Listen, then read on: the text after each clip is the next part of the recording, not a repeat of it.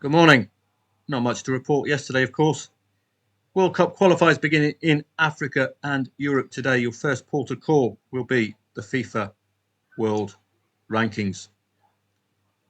So you choose your confederation. If we're going to go to Africa, here, Chad, 175th in the world against Ghana. No wonder Ghana are 1.11.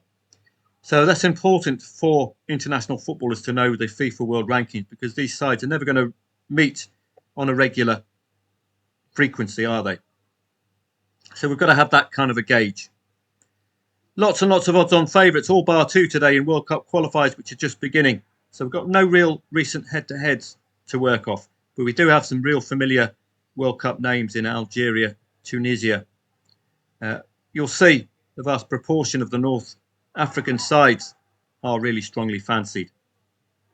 Morocco not there today. It was playing in another tournament a week or so back.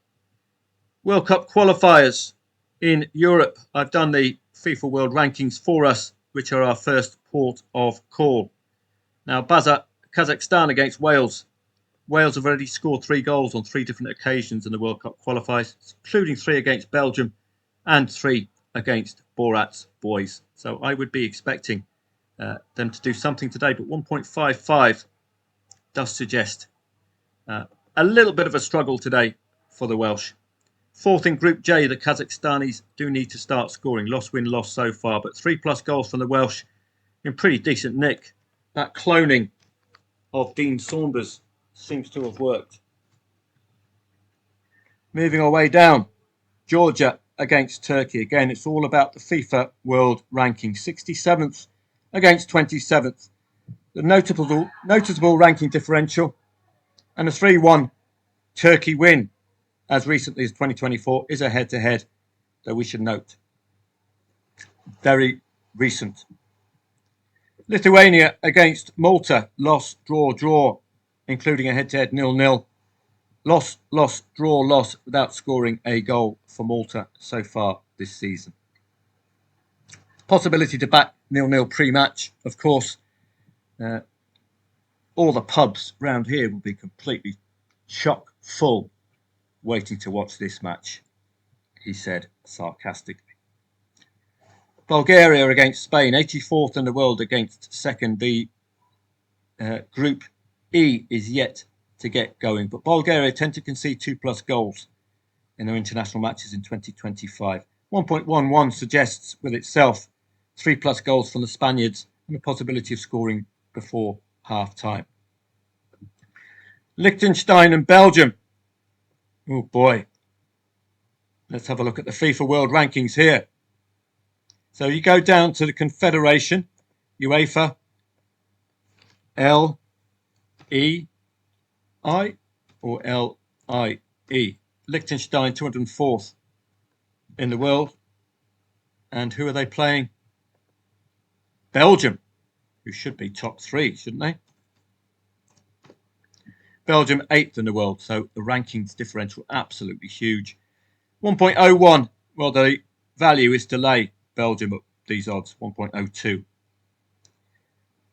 You're expecting a scoreline between 5-0 and 9-0. What I tend to do is back 3 of those.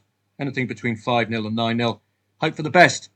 You're getting a far better return than 1.01, that's for sure. We're expecting first half goals 1.5 at least from 1.01 shot. The only way to create value here is to delay.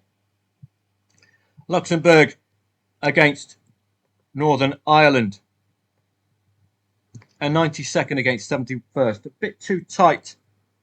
But head-to-head 2-0 win for Northern Ireland and a 2-2 suggests that the Northern Irish will fancy themselves, having scored an average of 2 goals against this lot already recently within a year. So quite fancy that 2.25. It looks very decent. Luxembourg could be layable if leading.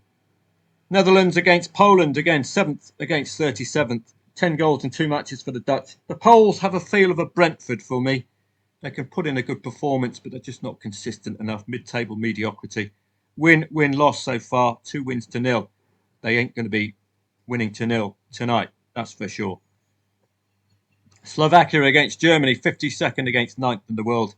Last head-to-head was 2016, so it's a blank canvas. This one, we've got nothing to work off at all. No recent head-to-heads or anything. And that's it for today. You've got the under-21s as well. Their qualifiers are just beginning. Or are they? I think they are just beginning. Blank canvas here as well. It's going to be liquid enough. And we've got the pre-match odds, all odds on favourites today, and at times which marry the proper international football. So plenty going on. I will see members from about 2 p.m. today. And I just wanted to talk to you about expected goals. There's a website, xgscore.io, gives you expected goals tables. Now, if you want today to be able to read these tables, particularly the advanced, all you do is this. Print screen. Off you go here.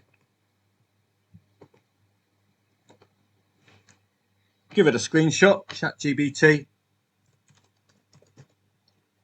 Interpret this XG data and list eye catchers, both positively and negatively, like Aston Villa, for example.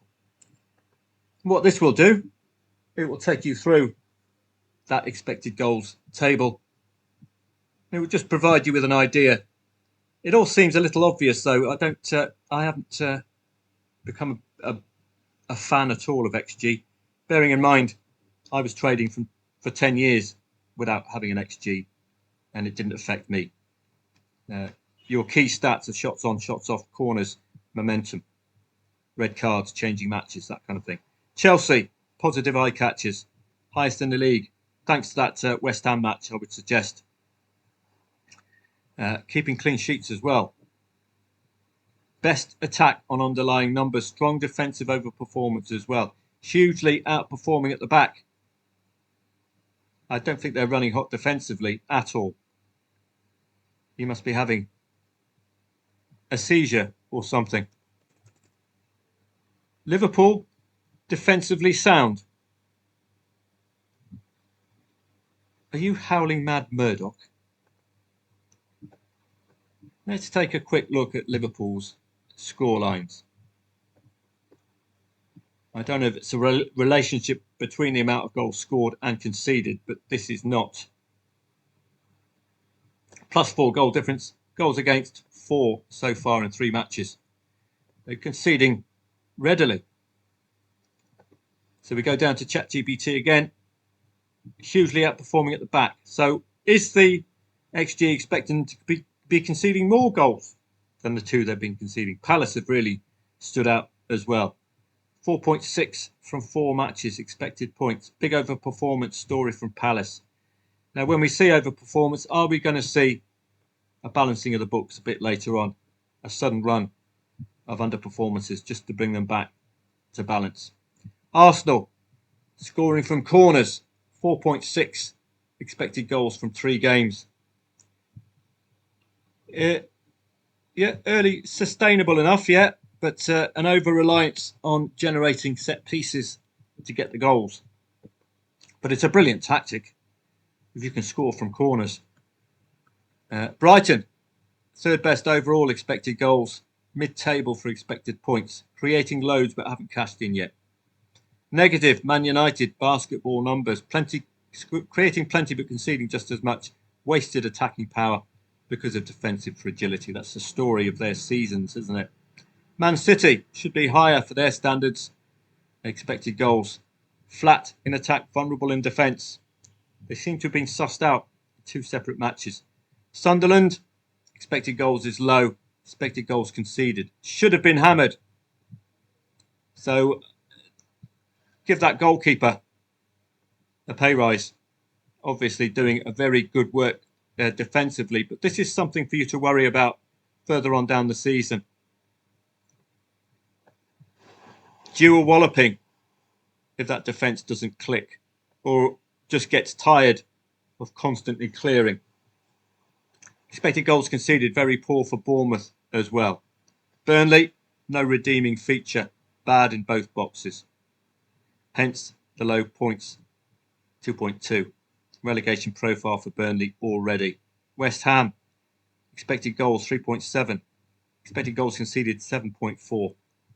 Really bad defensive record, but suddenly coming back to their own in that last win.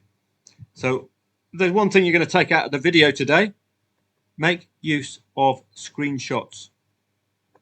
Okay? Anything you can pass on for analysis.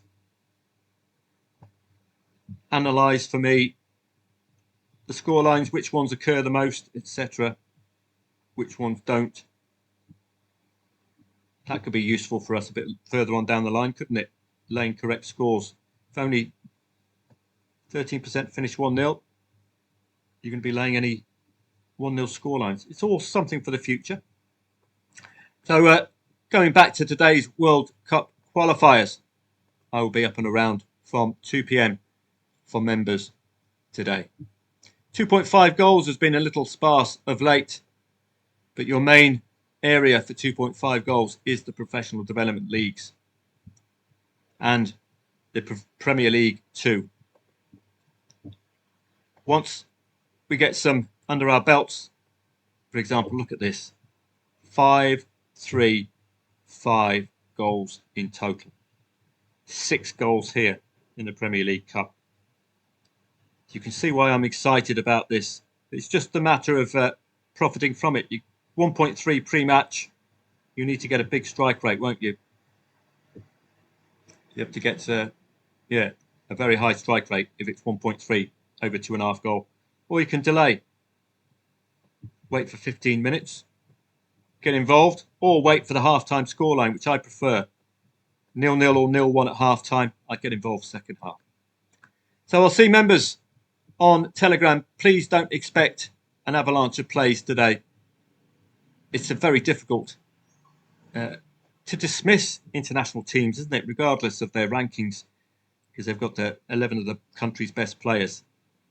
So we will see. 2 p.m. start today. Have a great day. I will see members of Football Trading Profits on Telegram.